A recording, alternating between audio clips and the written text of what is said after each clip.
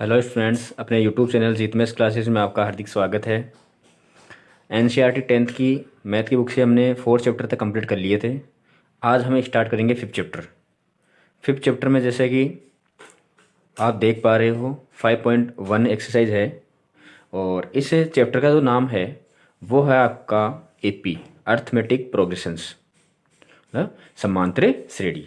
तो सबसे पहले तो हम ये जानेंगे कि कौन सी जो सीक्वेंस है उसको हम समांतर श्रेणी बोल सकते हैं या एपी बोल सकते हैं, किसको नहीं बोल सकते।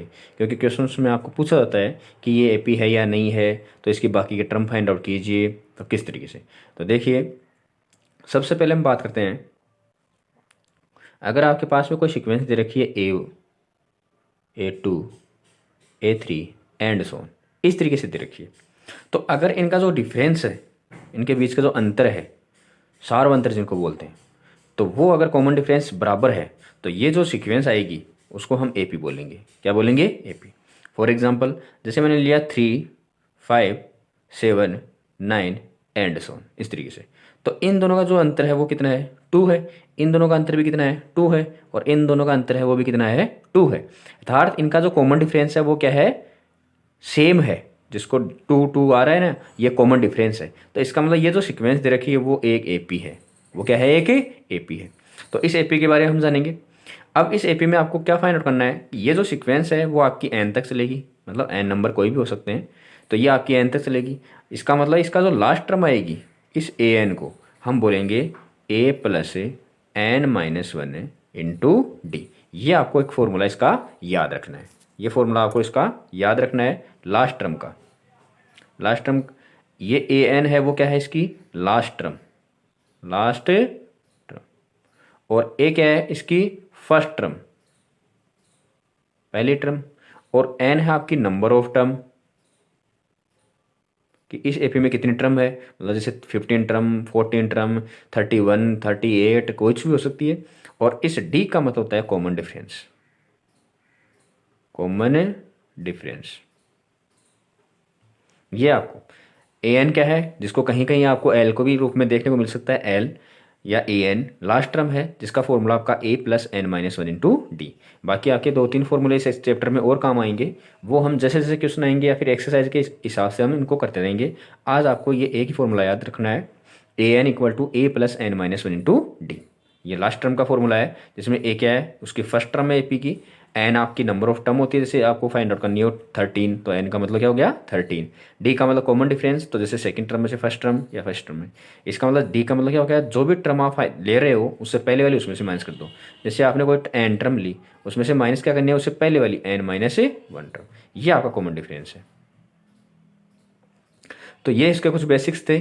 और एपी के बारे में जान लिया कि एपी क्या है, कि अगर आपके पास जो भी सीक्वेंस दे रखी है उसका जो कॉमन डिफरेंस है वो क्या होना चाहिए? सेम होना चाहिए। इसका मतलब वो आपकी एपी है। अब इन क्वेश्चंस को सोल्व करते हैं। तो जैसे कि पहला क्वेश्चन है आपका 5.1 का, उसमें आपको ये बताना है कि जो सिचुएशन दे रखी है उसके हिसाब से वो आपकी एपी बन रही है या नहीं बन रही, और क्यों नहीं बन रही है। क्यों का तो जवाब वही हो गया कि अगर कॉमन डिफरेंस सेम नहीं है तो इसका मतलब नहीं है एपी, और कॉमन डिफरेंस सेम है तो इसका मतलब एपी है। तो अब स्टार्ट करते हैं इसका फर्स्ट क्वेश्चन। तो फर्स्ट क्वेश्चन आपका कि एक टैक्सी का किराया है प्रत्येक किलोमीटर का। एक टैक्सी का किराया है प्रत्येक किलोमीटर का, तो वो आपको बताना है कि एपी में है या नहीं है। When the fair is 15 rupees for first kilometre, मतलब फर्स्ट किलोमीटर का आपको किराया दे रखा है, and 8 rupees for it additional kilometre, कि उसके बाद में जितने भी एडिशनल किलोमीटर हैं उनका आपको दे रखा है। तो किस तरीके से करेंगे? इसका जो फर्स्ट का है वो दे रखा है, मतलब इसकी एक फर्स्ट टर्म क्या थी? आपकी ए थी, तो ए आपको दे रखा है और बाकी की टर्म। तो इसको किस तरीके से सोल्यूशन करेंगे इसका? जो फर्स्ट का फर्स्ट क्वेश्चन, तो हमने कर दिया taxi fare for first kilometre equal to 15 rupees and for additional kilometre equal to 8 rupees. ये हो गया। इसका मतलब आपके पास में क्या बन गया? ये इस तरीके से बन गया कि 15, फिर उसके बाद में जो एपी बनी है वो एपी आप बाद में चेक करेंगे कि एपी है या नहीं है। उसके बाद 23/8 ऐड हो रहा है, और उसके बाद कितना आ रहा है आपका? 31 आ रहा है। फिर उसके बाद में इस तरीके से, तो इसका हम कॉमन डिफरेंस फाइंड आउट करेंगे। अगर सेम आ गया तब तो एपी है, नहीं तो नहीं है। तो जैसे क्वेश्चन में पता है कि एडिशनल किलोमीटर दे रखा है, तो प्रत्येक किलोमीटर के बाद में 8 ऐड होगा, इसमें 8 क्या होगा, 8 होगा। तो इसका मतलब क्या हो गया कि अगर ऐड हो रहा है तो वो कॉमन डिफरेंस 8 ही आएगा इसका। तो फिर भी फाइंड आउट कर लेते हैं। तो कॉमन डिफरेंस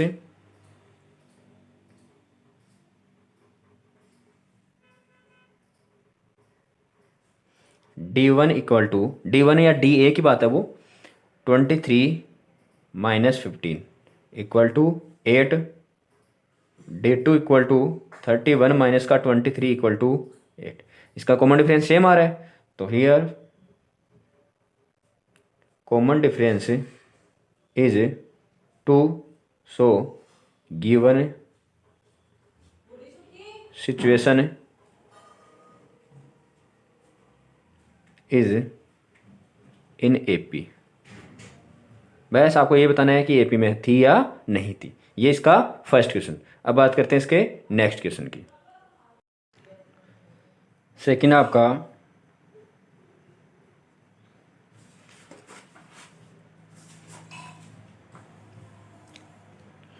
सेकंड में आपको इसने कहा है कि the amount of air present in cylinder, कि एक सिलेंडर में एयर जो प्रेजेंट है उसका अमाउंट है वो एपी में है या नहीं है। किसके अकॉर्डिंग, जो आपको कंडीशन दे रखी है उसके अकॉर्डिंग। उसके अकॉर्डिंग ये है कि जब वैक्यूम में से 1/4 वो रिमूव कर दिया जाएगा जितनी उसमें सिलेंडर में एयर रहेगी।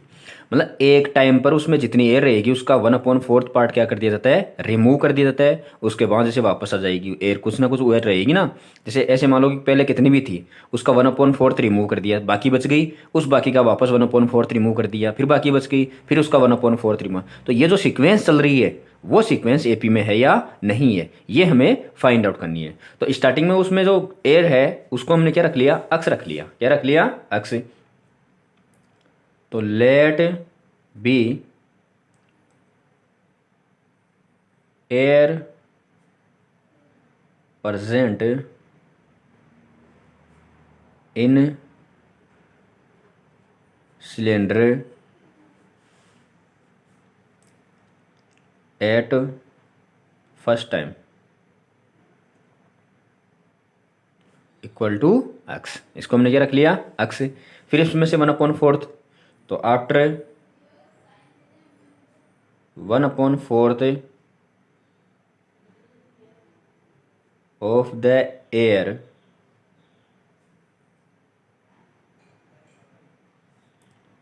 वन अपॉन फोर्थ पार्ट कर सकते हो आप,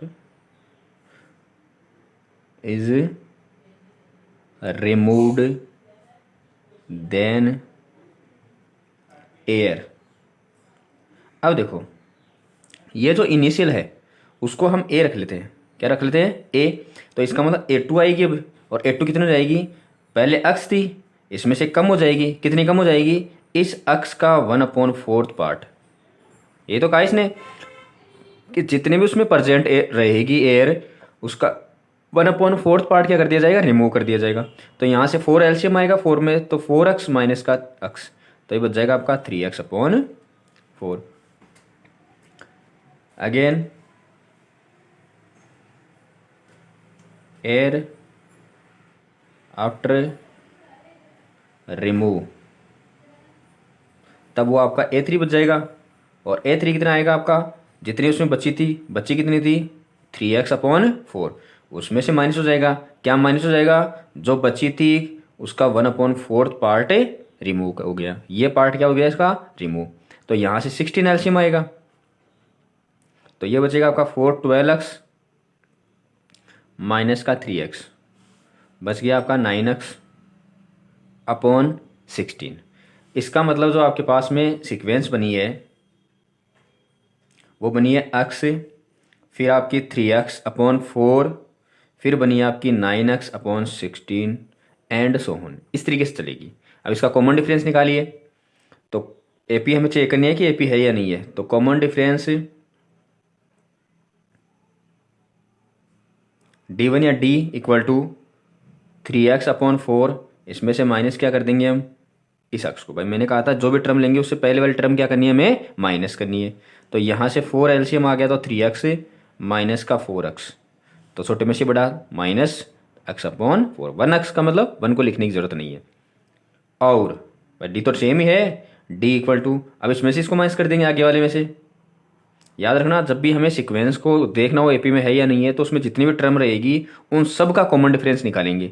तो सब में अगर बराबर आ गया तब तो आपके पास में है, और सब में बराबर नहीं आएगा तो नहीं है। अगर ऐसे मान लो कि इन दोनों का बराबर आ गया और आगे भी कोई टर्म हो तब भी निकालेंगे, बराबर आने के बाद में भी।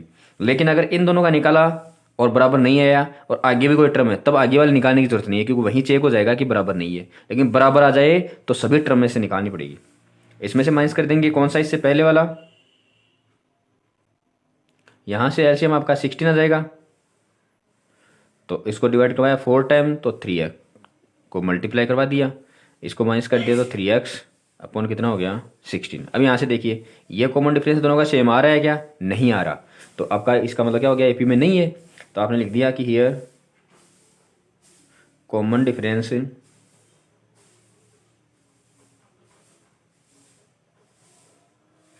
Is not same, so this situation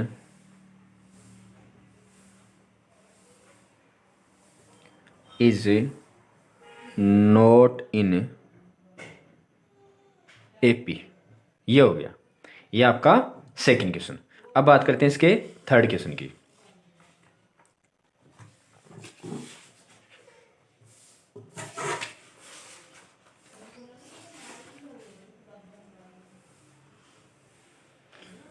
third question देखो, थर्ड क्वेश्चन में इसने बोला है कि आपको कॉस्ट फाइंड आउट करनी है, कि आपको ये क्या करना है, डिगिंग ए वेल, एक कुआं खोदना है और प्रत्येक मीटर के बाद में वो एपी में है या नहीं है। कॉस्ट दे रखी है आपको 150 रुपीज़ पर मीटर, 1 मीटर की 150 दे रखी है, और उसके बाद में वो बढ़ रही है कितनी 50, उसके बाद में प्रत्येक के लिए 50 50 50 इस तरीके से बढ़ रही है। तो आपको ये फाइंड आउट करना है। तो इनिशियल दे रखा है आपका 150, फिर 50 50 बढ़ रहे हैं, तो सिंपल है एपी में है आपका। इसको सोल्व कैसे करेंगे वो देखिए।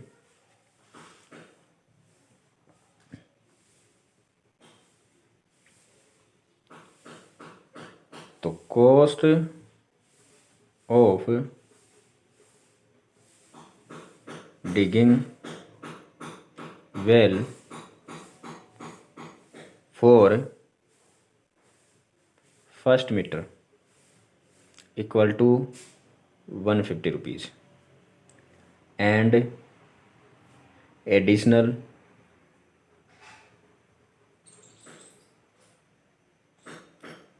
चार्ज इक्वल टू, ये आपके पास में कितना था आपका 50 रुपीज़ था। इसका मतलब जो सीक्वेंस बनी है वो क्या बनी है, पहले 150 फिर 50 ऐड हो गया फिर 50 ऐड हो गया, इस तरीके से आपकी सीक्वेंस बन रही है। तो इनका कॉमन डिफरेंस वही 50 आएगा, हमें पता है। तो कॉमन डिफरेंस निकाल लेते हैं फिर भी। कॉमन डिफरेंस, तो कॉमन डिफरेंस हो जाएगा आपका 200, या इसको डी लिख दो यहाँ, माइनस का 150 इक्वल टू कितना बच गया आपका 50, और वापस डी निकाला तो 250 माइनस 200 इक्वल टू में भी कितना बचा आपका 50। कॉमन डिफरेंस सेम आ रहा है, तो common difference is same.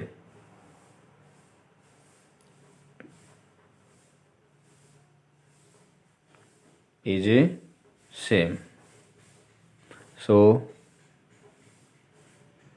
given situation is in AP, जो सिचुएशन दे रखी है आपकी सिचुएशन वो क्या है, एपी में है। अब बात करते हैं इसके फोर्थ क्वेश्चन की। वैसे आपको ये बताना है, इसमें ज़्यादा कुछ नहीं करना। तो फोर्थ क्वेश्चन में ये दे रखा है आपको अमाउंट फाइंड आउट करना है मनी का, किसमें, एक अकाउंट में एवरी ईयर, प्रत्येक साल के लिए उसका अमाउंट फाइंड आउट करना है। अब इसने बोला है कि when 10,000 is deposit at the compound interest eight 8% per annum, ये रेट दे रखी है आपको, और जो कंडीशन है वो क्या है, कंपाउंड इंटरेस्ट की है। कौन सी है, कंपाउंड इंटरेस्ट की, ये सिंपल इंटरेस्ट की नहीं है भाई। तो सिंपल इंटरेस्ट का तो क्या होता है, सिंपल इंटरेस्ट में जैसे मान लो कि आज 10,000 लिए इसने, तो जब तक उसका ब्याज चलता रहेगा 3 साल 4 साल 5 साल, तो हमेशा उसका जो कंपाउंड वो प्रिंसिपल है वो वही रहने वाला है। लेकिन कंपाउंड इंटरेस्ट में क्या होता है कि आपने आज 10,000 रुपये लिए, तो वो हर साल, जैसे आज साल के बाद में उसका ब्याज उसमें ऐड हो करे, अगले साल के लिए उसका ब्याज और वो जो पहले उसका प्रिंसिपल था, दोनों मिलकर के अगले साल के लिए क्या हो जाते हैं, वो प्रिंसिपल बन जाते हैं एक्चुअल। जैसे मान लो कि आज आपने 10,000 रुपये लिए, एक साल बाद में उसका ब्याज 400 रुपये हो गया, तो अगले साल के लिए आपको 10,000 का नहीं निकालना, अगले साल के लिए आपका कितना निकलेगा, एक साल का निकालना है तो 10,400 का निकलेगा, उस पर लगा, वो होता है आपका कंपाउंड इंटरेस्ट। तो इसको करते हैं स्टार्ट। तो यहाँ जो प्रिंसिपल है वो आपको 10,000 रुपये दे रखा है, कितना दे रखा है, 10,000 रुपये। अब इस 10,000 को आप इसका इनिशियल रख सकते हो अमाउंट, ये अमाउंट इनिशियल है, इसका मतलब ये आपका ए है इसे मान लो। और यहाँ आपको जो रेट है वो दे रखी है, रेट कितनी दे रखी है, 8% पर एनम, मतलब एक साल की 8% के हिसाब से। तो अमाउंट निकालते हैं, तो अमाउंट फॉर फर्स्ट ईयर या फिर after first year, amount after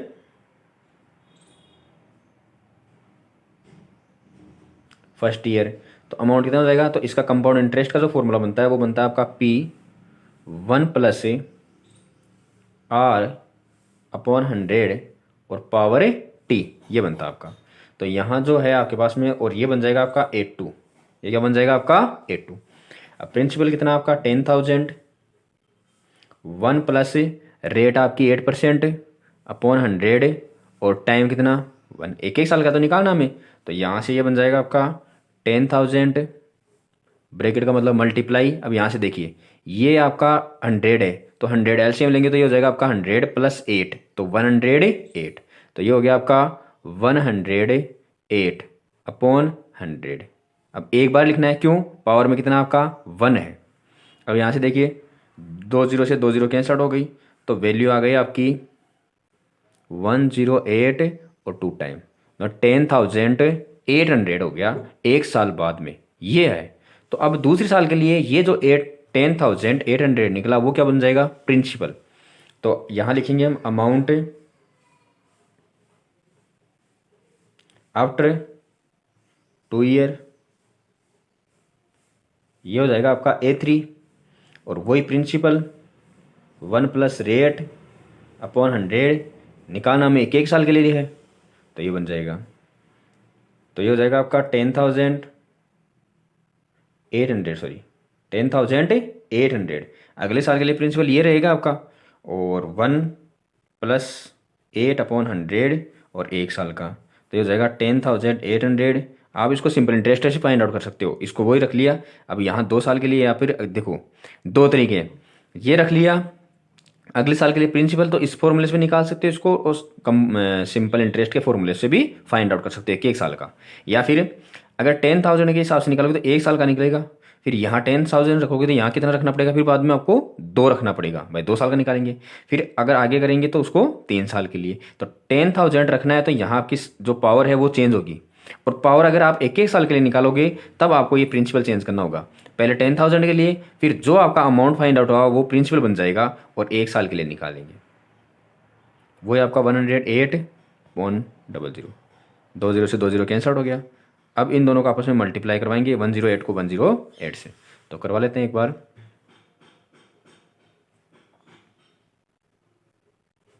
64/8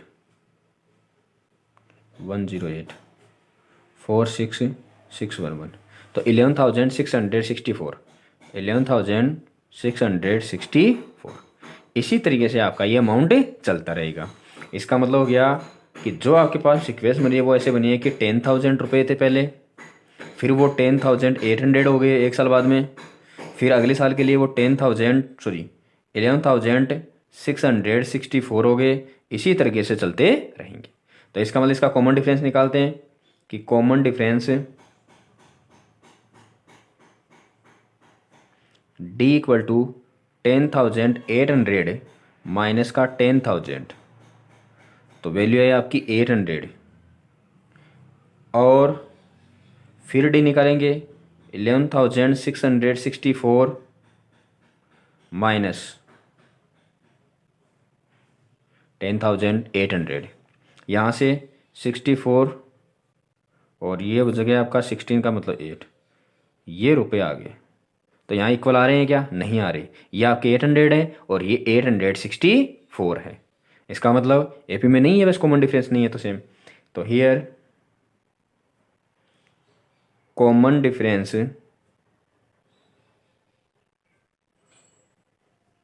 is not same. So the